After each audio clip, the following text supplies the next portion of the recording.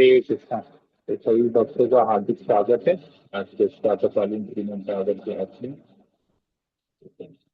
तो हमने कल पढ़ा कि किस प्रकार स्वयंभू मनु अपने पौत्र ध्रुव महाराज को उपदेश दे रहे हैं और किस प्रकार उसे अपराध करने से बचा रहे हैं।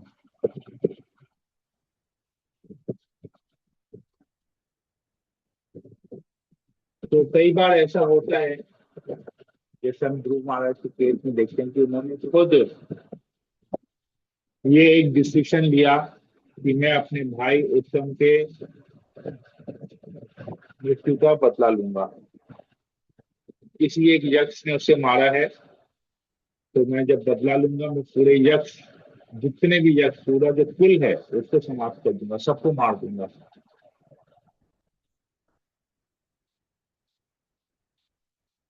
और ऐसा एक्चुअली नहीं करना था, परंतु ध्रुव महाराज ने क्रोधावस्था में ऐसा किया। इसलिए स्वयंभू मनु वहां पर आए और उसे उपदेश से मिले थे। उसे ये घोर अपराध करने से बचाना चाहते थे, उपदेश से मिले। तो कई बार हम भी अपने जीवन में देखते हैं कि हम हालांकि भक्ति कर रहे हैं, परंतु भक्तों का संग न होने के कारण हम कभी कभी अपने जीवन में एक ऐसा डिसीजन लेते हैं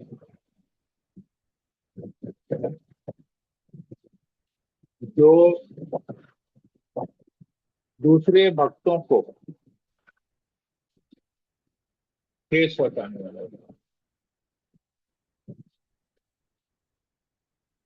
हमने जैसे कि कल पढ़ा था कि अगर हम कोई गलत कार्य करते हैं तो सीधा उसका जो, जब लोग हमको उस कार्य के लिए, उस गलत कार्य के लिए क्रिटिसाइज करते, सीधा बोलते हैं कि यार तुम, यही संस्कार दिए तुम्हारे माँ बाप ने तुम्हें, तो हमारे कुल के बारे में आ जाता है क्वेश्चन। तो ध्रुव महाराज के यहाँ पर कुल के बारे में भी क्वेश्चन था, इसलिए कुल का नाम खराब नहीं है, स्वयंभू मनु आए।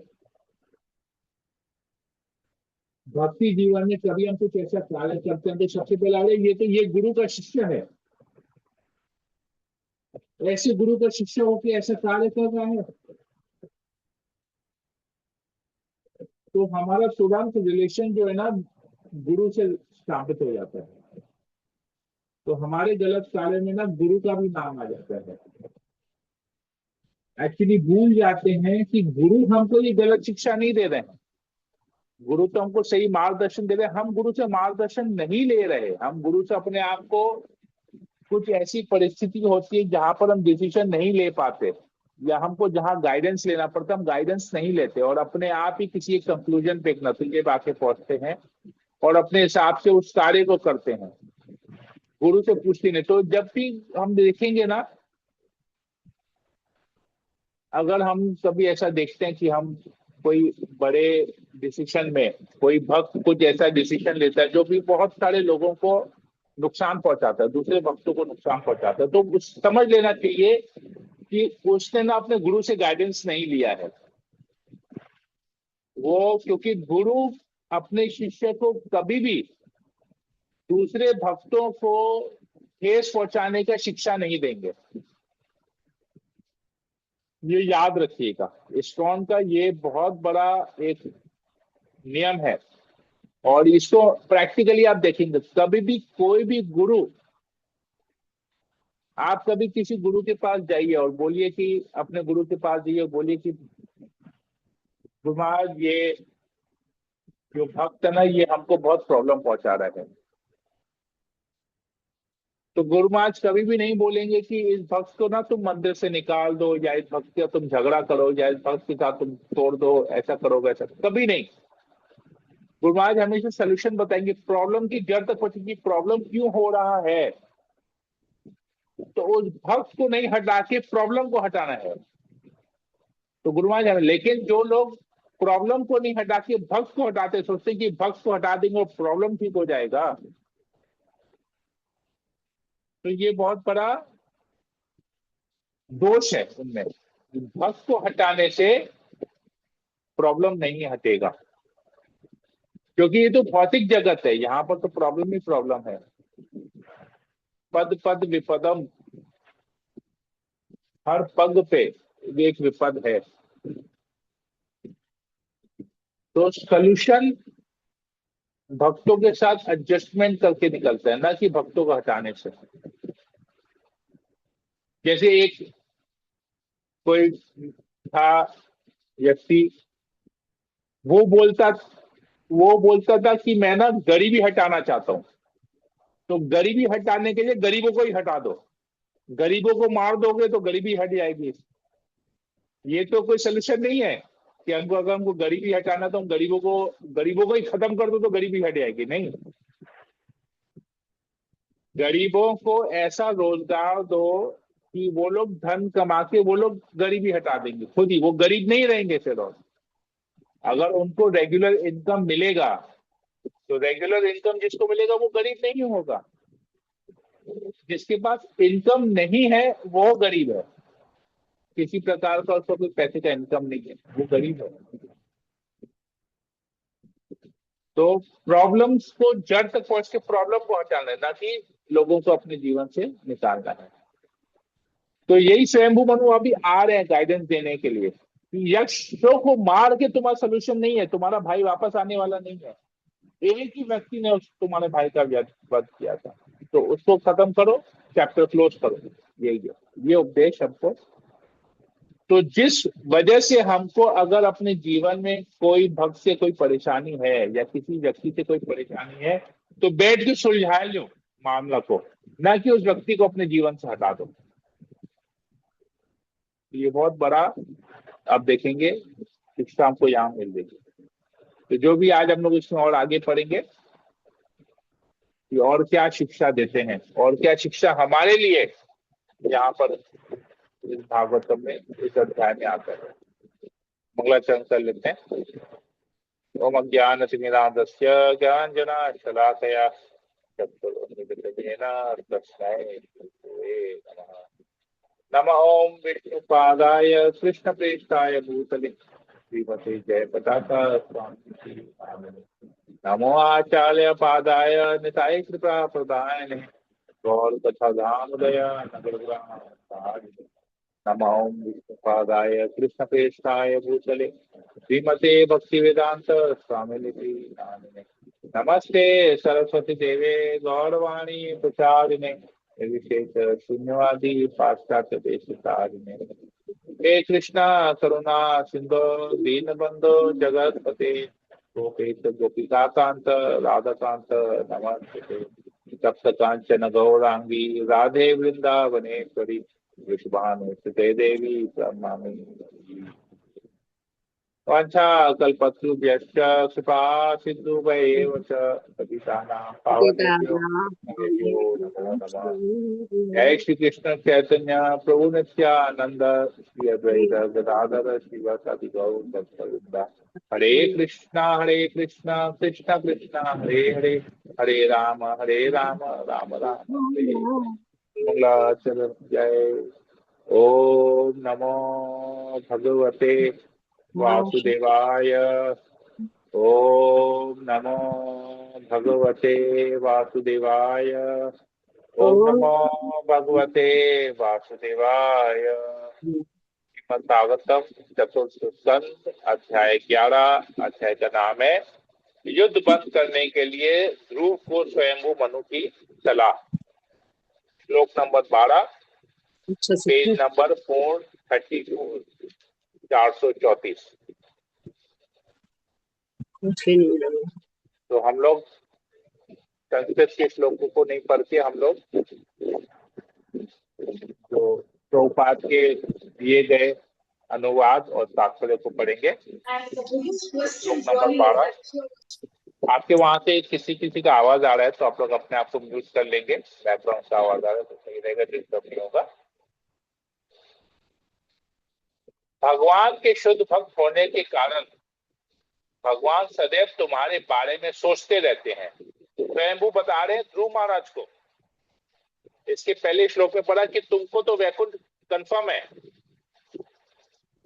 वो भगवान जिसको प्राप्त कर पाना अत्यंत दुर्लभ है, उसने, तुम इतने भाग्यशाली हो कि वो भगवान तुमको अपना परम धाम में लेके जा रहे हैं।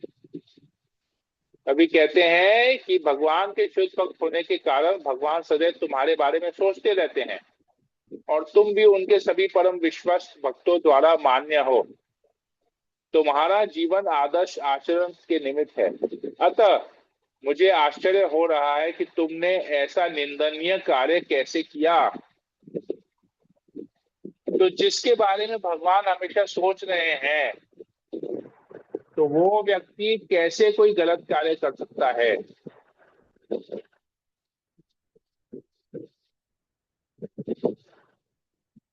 तो मैं अपने जीवन में देखता हूं, मैं कई बार,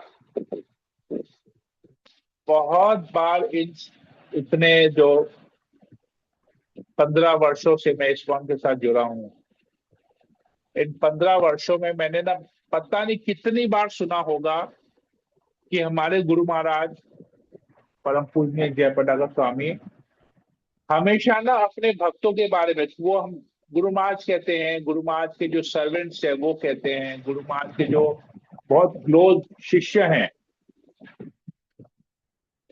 जो गुरु महाराज से रेगुलर मीटिंग्स करते हैं, प्रचार करते हैं, गुरु महाराज की गाइडेंस में, डायरेक्ट गाइडेंस में रहते हैं, वो लोग हमेशा कहते हैं, गुरु महाराज भी खुद ही कहते हैं, उनके सर्वेंट भी कहते हैं, के सेवक जो है, कि गुरु महाराज हमेशा अपने शिष्यों के बारे में सोचते हैं। गुरु महाराज हमेशा अपने शिष्यों को याद करते हैं। गुरु महाराज हमेशा अपने शिष्यों के लिए भगवान से प्रार्थना करते हैं। बहुत बार मैंने सुना, मतलब हजारों बार मैं सुन चुका हूँ इस 15 साल में।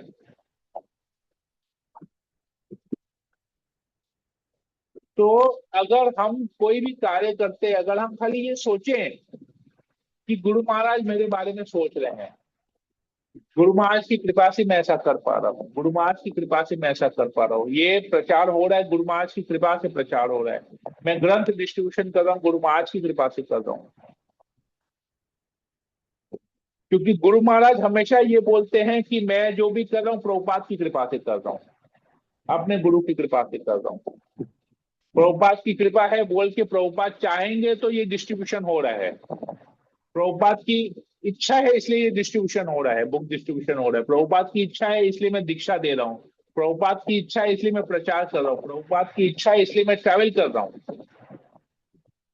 यदि प्रभुपाद ना हो तो तब की हो, तो अगर प्रभुपाद नहीं होते तो क्या होता, हम लोगों का क्या होता, कुछ नहीं होता।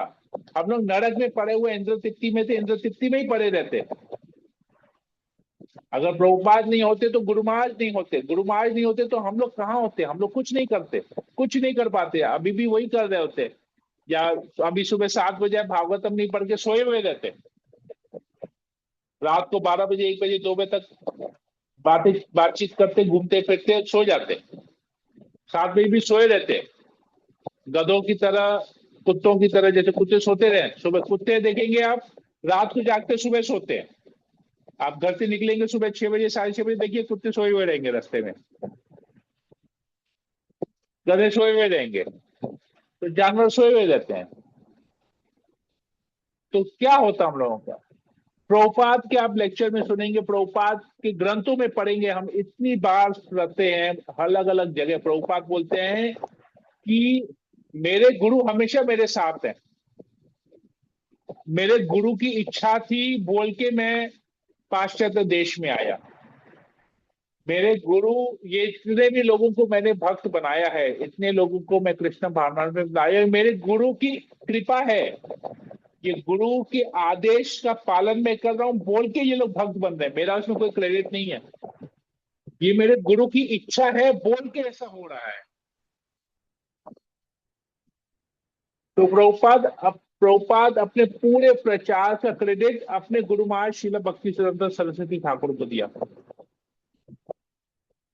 प्रभुपाद के जितने भी शिष्य हैं जो हमारे गुरु वर्ग के हैं, वो सभी लोग आप देखेंगे, वो लोग हमेशा प्रभुपाद के बारे में कहते हैं कि प्रभुपाद की इच्छा थी, प्रभुपाद की कृपा है बोल के हम लोग ऐसा कर रहे हैं, हम कर पा रहे हैं, नहीं तो हमें कोई क्षमता नहीं है कि हम किसी एक व्यक्ति को भी भक्त बना पाए। तो प्रभुपाद हमेशा कहते थे कि मेरे गुरु महाराज मेरे बारे में सोच रहे हैं। हमारे गुरु महाराज कहते हैं प्रभुपाद हमेशा हमारे बारे में सोच रहे हैं, हमारे साथ है, अपने आदेशों अपने उपदेशों द्वारा हमारे साथ हैं। तो हमको भी ये सोचना चाहिए कि गुरु महाराज हमारे बारे में हमेशा सोच रहे हैं। ये परंपरा है, ये स्वयंभू मनु भी यही बात बोल रहे हैं कि ध्रुव भगवान तुम्हारे बारे में सोच रहा है, तो तुम ऐसे निंदनीय कार्य क्यों कर रहे हो। आज हम जब प्रचार करते हैं, ग्रंथ वितरण करते हैं, बहुत बड़ा सेमिनार करते हैं, ऐसा करते हैं वैसा करते हैं, अपने गुरु को रिपोर्ट देते हैं कि हमने गुरु महाराज हमने ना ऐसा प्रचार किया है, ऐसे एक बहुत बड़ा प्रोग्राम आया, इतने लोग आए, ये ऐसा प्रवचन किया, ऐसा क्लास किया, इस टॉपिक प्रचार किया, इतने ग्रंथ डिस्ट्रीब्यूशन हुए, इतने लोगों को प्रसाद वितरण किया, दामोदर महीने में इतने हमने हाउस प्रोग्राम्स किए, इतना हमने दीपदान करवाया, इतना सब कुछ किया, इतना डोनेशन आया, ये डोनेशन आपके चरणों में आपकी सेवा के लिए अर्पित कर रहा हूँ। इतना सब कुछ अब गुरु महाराज को रिपोर्ट देते हैं। और जब हम किसी से झगड़ा करते हैं वो रिपोर्ट देते हैं कि गुरु महाराज हमने ना इस व्यक्ति से झगड़ा किया, हमने ना इस भक्त को गाली दी, हमने इसको निंदा किया, ये किया वो किया। क्यों क्यों ऐसा नहीं करते, केवल प्रचार करते हैं, बाकी गलत कार्य तो बंद नहीं है गुरु को। तो क्या गुरु को पता नहीं है कि हम क्या कर रहे हैं।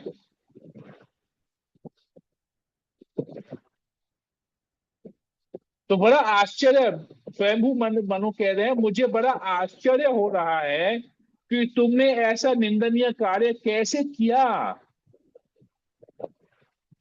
तो परमात्मा हमारे जो हृदय में है, कैमरा बन के हमारे सारे 24 घंटे को 24/7/365 डेज रिकॉर्डिंग चल रहा है परमात्मा का, हमारा हर एक कार्य को वो रिकॉर्डिंग कर रहे हैं। तो मतलब परमात्मा हमको देख रहे हैं, हमारे बारे में सोच रहे हैं, तो हम कैसे कोई निंदनीय कार्य करें, संभव ही नहीं है। अगर हम इसको रियलाइज करते हैं, अगर हम भूल जाते हैं कि परमात्मा बोल के भी कोई है, हमको कोई देख रहा है, भूल जाते हैं, हमारे बारे में कोई सोच रहा है, भूल जाते हैं कि हम हमारे गुरु महाराज हमारे बारे में प्रार्थना कर रहे हैं, भूल जाते हैं गुरु महाराज हमारे बारे में क्या सोच रहे हैं, भूल जाते हैं, इसलिए निंदनीय कार्य करते हैं। जैसा कि ध्रुव महाराज अभी सब कुछ भूल गया, भाई का बदला लेने चले गया, हम भी भूल जाते हैं, बदला लेने चले जाते हैं। क्यों? क्योंकि गुरु का गाइडेंस नहीं है। सब चीज में तो गुरु से पूछेंगे, गलत कार्य करते हैं तो गुरु से पूछते नहीं है। क्यों नहीं पूछते हैं? अगर गुरु से पूछेंगे तो गलत कार्य होगा ही नहीं, निंदनीय कार्य होगा ही नहीं। ये चीज यहाँ पर हम शिक्षा ले रहे हैं। तो प्रभुपाद जी तात्पर्य में लिखते हैं, जिस प्रकार शुद्ध भक्त भगवान के अतिरिक्त अन्य कुछ भी नहीं जानता, उसी प्रकार भगवान भी अपने शुद्ध भक्तों को छोड़कर और कुछ नहीं जानते। तो अगर व्यक्ति कोई शुद्ध भक्त होगा ना, वो कभी किसी से झगड़ा नहीं करेगा, क्योंकि वो भगवान के अलावा कुछ जानता नहीं है, हर एक चीज में भगवान को देखता है। तो भगवान की उसके बारे में सोचते हैं। तो लोग बोलते हैं ये शुद्ध भक्त है, वो शुद्ध भक्त है, वो शुद्ध भक्त है, हम तो इससे शिक्षा ले रहे हैं, तो ये तो शुद्ध भक्त है, लेकिन देखेंगे वो कल को वो किसी को गाली दे रहे हैं। तो किसी को शुद्ध भक्त बोलने से पहले सोचना चाहिए कि वो गाली दे रहे हैं कि नहीं, जिस चीज को हम लोग शुद्ध भक्त बोल देते हैं यहाँ पर। तो ये बहुत बड़ी शिक्षा है आपको यहाँ जो लेना। अगला श्लोक पढ़ते हैं, श्लोक नंबर 13। भगवान अपने भक्तों से तब अत्यधिक प्रसन्न होते हैं जब वे अन्य लोगों के साथ सहिष्णुता, दया, मैत्री तथा समता का बर्ताव करते हैं। तो भगवान अधिक प्रसन्न कब होंगे? अत्यधिक, अधिक भी नहीं बोल रहे, अत्यधिक, मतलब बहुत ज्यादा। एक होता है प्रसन्न होना, प्रसन्न कब होते हैं? जब हम प्रचार करते हैं, अपनी साधना करते हैं, जब हम साधना करते हैं, जब हम हरिनाम करते हैं, 4 नियमों का पालन करते हैं, तो हमारे गुरु खुश होते हैं। यस्य प्रसादा भगवत प्रसादो, यस्य प्रसादा न गति कुतोपि, मंगल आरती में गुरु को प्रसन्न करते हैं, भगवान प्रसन्न होते हैं। तो जब गुरु को प्रसन्न करते हैं तो भगवान खुश होते हैं, तो भगवान प्रसन्न होते हैं। और अधिक प्रसन्न कब होते हैं? भगवान गीता में कहते हैं जो मेरे नाम का प्रचार करता है, जो इस गीता का प्रचार करता है, मैं उससे मैं बहुत प्रसन्न होता हूँ, वो मेरे लिए बहुत प्रिय है। तो जब हम खुद साधना करते हैं तो भगवान खुश होते हैं, गुरु खुश होते हैं, भगवान खुश होते हैं। जब हम प्रचार करते हैं भगवान और खुश होते हैं, लेकिन उससे भी ज्यादा खुश होते हैं, अधिक आगे प्रसन्न। साधना करते हैं तो भगवान प्रसन्न होते हैं, प्रचार करते हैं तो भगवान अधिक प्रसन्न होते हैं। और जब सहिष्णुता, दया, मैत्री तथा समता दूसरे जीवों के साथ, दूसरे लोगों के साथ जब हम सहिष्णुता, दया, मैत्री और समता दिखाते हैं तो भगवान अत्यधिक और ज्यादा प्रसन्न होते हैं। तो सोचिए, क्या हमको यहाँ पर शिक्षा मिल रहा है? तो प्रभुपाद हमेशा मैंने पहले भी बहुत बार बताया था, तो प्रभुपाद जी कहते हैं तीन, first class devotee, second class devotee, third class devotee. अगर हिंदी में बोला जाए, उत्तम अधिकारी, मध्यम अधिकारी, कनिष्ठ अधिकारी। इसका डेफिनेशन हम भागवतम में भी पढ़ते हैं, इसका डेफिनेशन हम चैतन्य चरितामृत में भी पढ़ते हैं। तो प्रभुपाद बोलते हैं, if you can not become a first class devotee, try to become second class. Prabhupada के इसके आगे कोई इंस्ट्रक्शन नहीं है। प्रभुपाद बोलते हैं अगर तुम उत्तम अधिकारी नहीं बन सकते हो, उत्तम श्रेणी के भक्त नहीं बन सकते हो, तो कम से कम मध्यम अधिकारी बनो, मध्यम श्रेणी के भक्त बनो, कनिष्ठ के लेवल पे मत आओ। कहने का मतलब इसके आगे समझ जाना चाहिए, उत्तम नहीं तो मध्यम। मतलब ये है कि कनिष्ठ नहीं बनना है, उत्तम नहीं बन सकते तो कनिष्ठ भी नहीं बनना है, मध्यम अधिकारी बनना है। Try to become second class devotee, if you can not become first class, try to become second class. Second class devotee, मध्यम अधिकारी का डेफिनेशन क्या है? मध्यम अधिकारी का डेफिनेशन है प्रेम मैत्री, ईश्वरे तद अधीनेशु बलिशेषु विश्वासुष, प्रेम मैत्री कृपा उपेक्षा यद करोति सब मध्यमा। आप ये पढ़ सकेंगे, श्रीमद् भागवतम में आता है। महाराज निमि जब नव योगेंद्र के साथ मिलते हैं तब शायद वहां पर आता है, ईश्वरे तद अधीनेशु बलिशेषु विशस्तुष, प्रेम मैत्री कृपा उपेक्षा यद करोति सब मध्यमा। तो कहते हैं जो सेकंड क्लास डिवोटी है वो क्या करता है?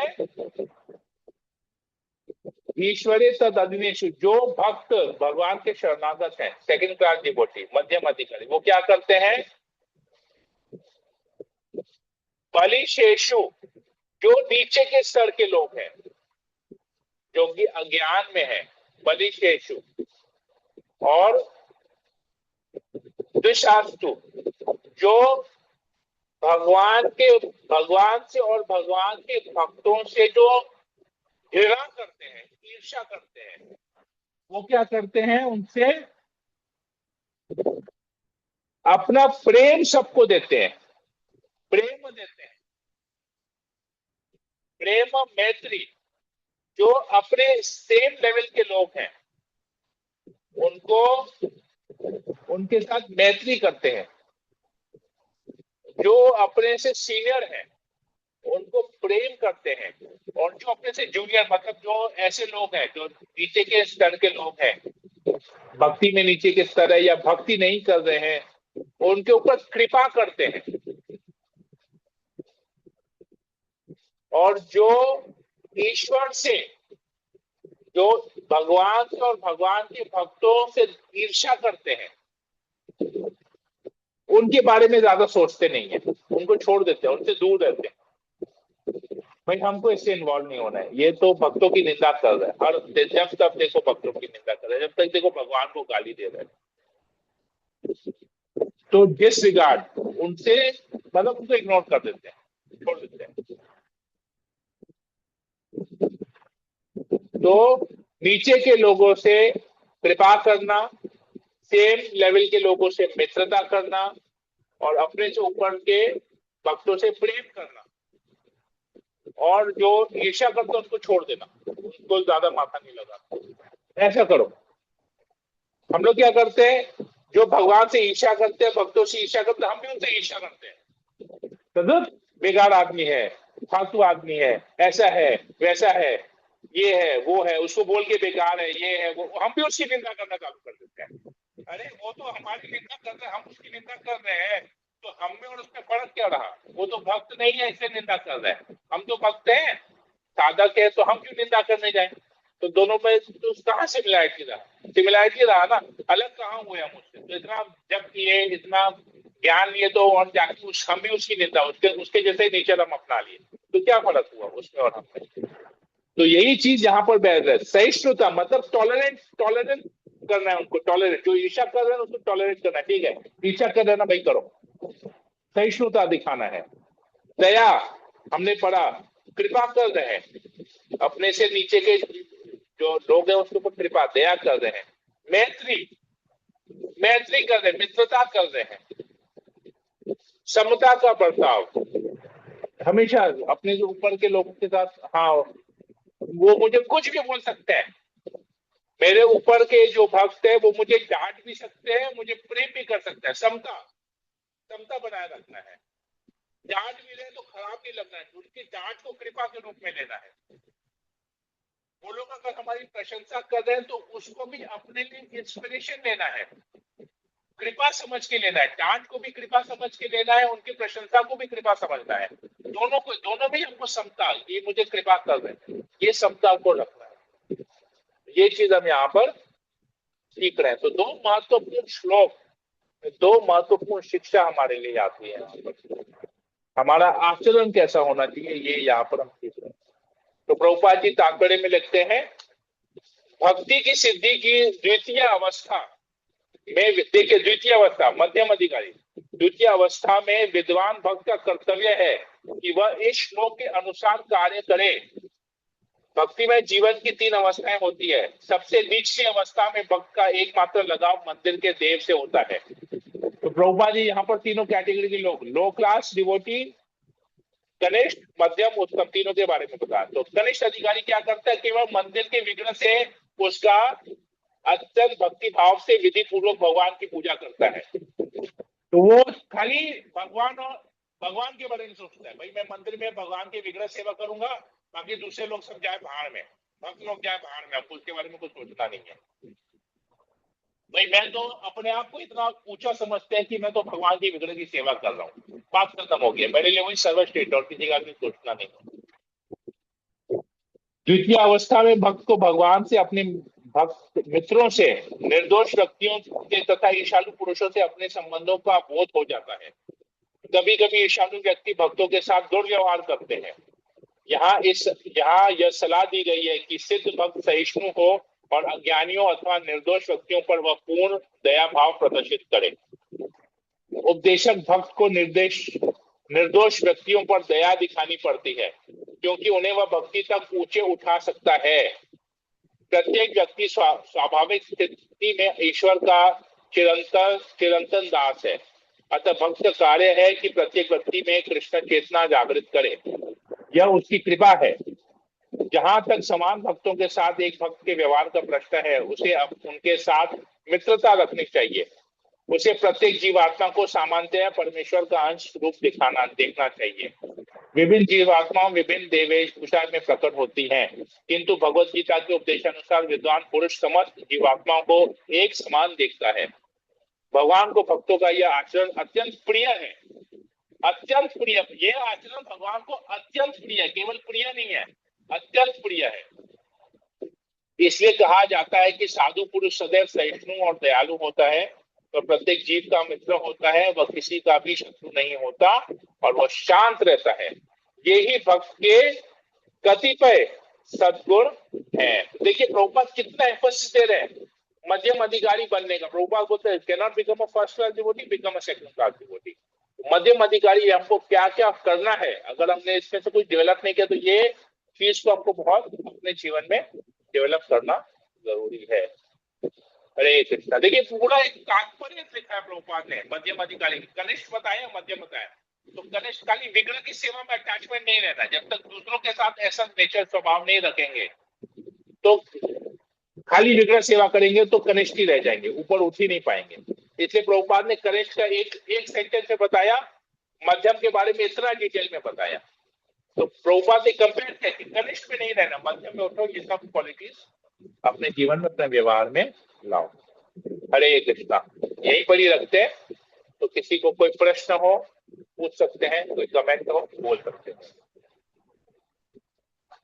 हरे कृष्णा प्रभु जी। हरे कृष्णा प्रभु जी। प्रभु जी जो बोलते हैं कि हम लोग को ललिता माता जी, ललिता माता बोलिए।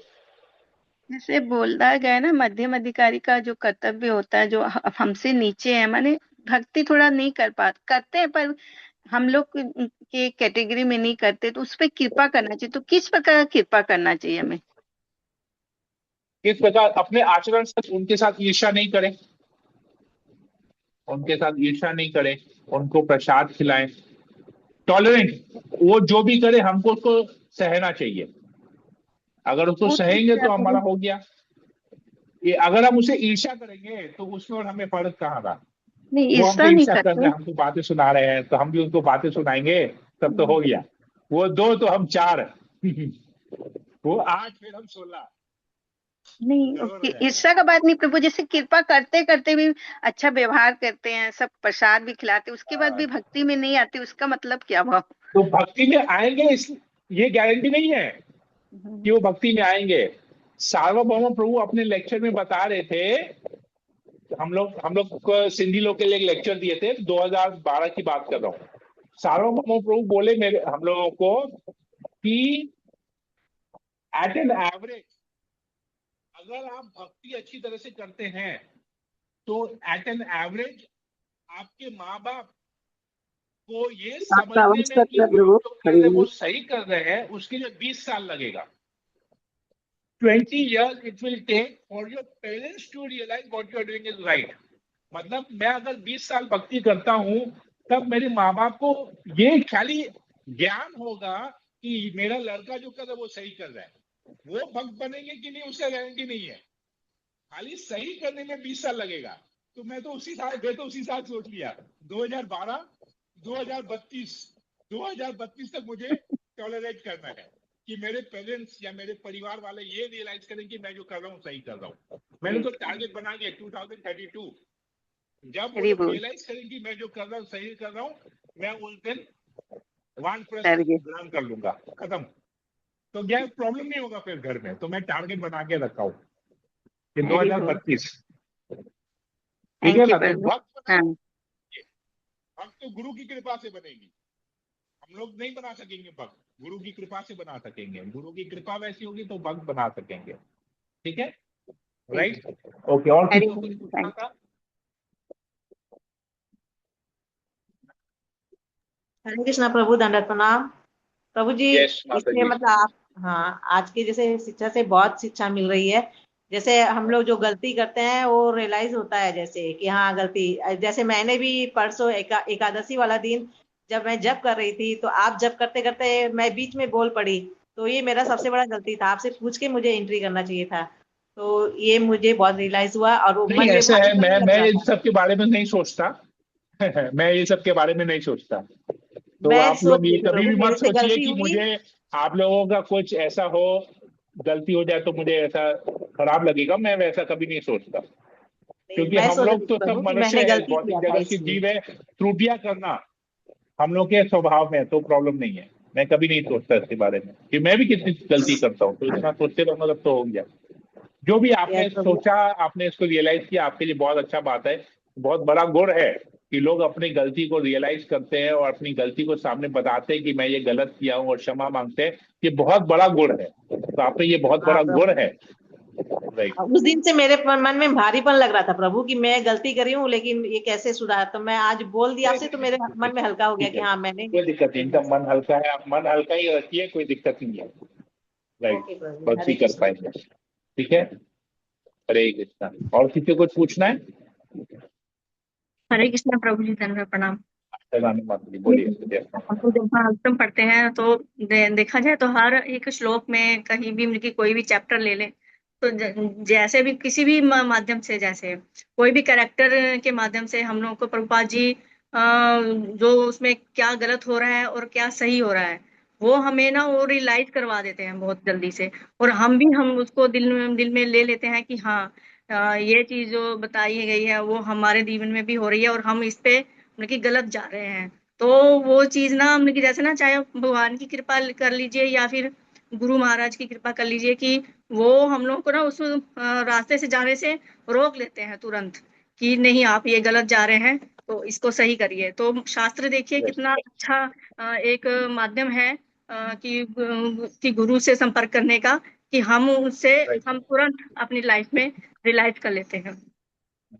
ये बहुत अच्छी बात है, और आपके माध्यम से हम लोगों को वो भी रियलाइज हो जाता है, और कुछ आपकी जो पर्सनल जो चीजें आप शेयर करते हैं तो वो भी हम अपने जीवन में उतारने की कोशिश करते हैं, चाहे कितना भी थोड़ा भी करें तो वो बहुत है। हरे कृष्णा प्रभु जी, दंड प्रणाम, थैंक यू। प्रणाम प्रभु। ऐसा नहीं है प्रभु, झगड़ा करती हूँ ना तो मैं तो प्रभु को रिपोर्ट करती हूँ, प्रभु आज ना इससे मेरा कुछ ऐसा झमेला हुआ, अगर कोई शिकायत करे तो मेरे को बोलिएगा। तो प्रभु उसके ऊपर एक स्टोरी सुनाई मेरे को कि पूजा घर में केला, जैसे एक लड़का था वो चोरी कर मतलब पर्दा के पीछे खड़ा था पूजा घर में, और केला चोरी करने के लिए खड़ा था, लेकिन पुजारी बीच में आ गए, पर्दा हिला तो पुजारी ने पूछा कौन है, बोले आमी काला खाई नहीं। प्रभु ने ऐसे कहा। भक्ति सिद्धार्थ सरस्वती ठाकुर महाराज के बुक में आई ये स्टोरी।